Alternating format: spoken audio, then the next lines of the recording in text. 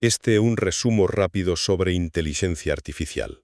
A ver, que é isto da inteligencia artificial, a IA? Pois mira, é cando a informática crea máquinas, programas que intentan facer o que facemos nós, sabes? Pensar, aprender. Pero claro, a gran diferencia é que nós aprendemos co que vivimos, coa experiencia. E a IA faino con montóns de datos e, bueno, algoritmos que son como instruccións. E isto importa porque a IA xa está en moitas cousas do noso día a día, moitas veces sin decatarnos. Primeiro punto importante. A IA non é igual que a nós, Non pensa como un cerebro humano. Nós aprendemos coa vida. No, a IA precisa datos, moitos datos.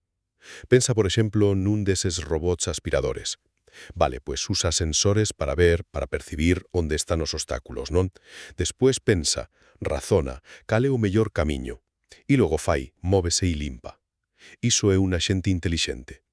Segundo, ollo que hai dous tipos principais de IA. A que temos agora mesmo é a que chaman IA feble. Que significa isto? Pois que voa facendo unha cousa concreta.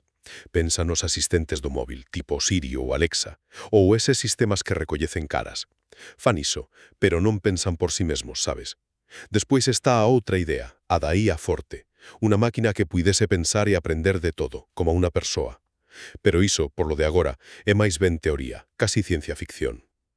E terceiro, ou finalmente, para que a IA funcione, necesita cousas clave como a percepción, que é entender o que ve ou oi, o razonamento, usar a lóxica para decidir, e sobre todo a aprendizaxe automática.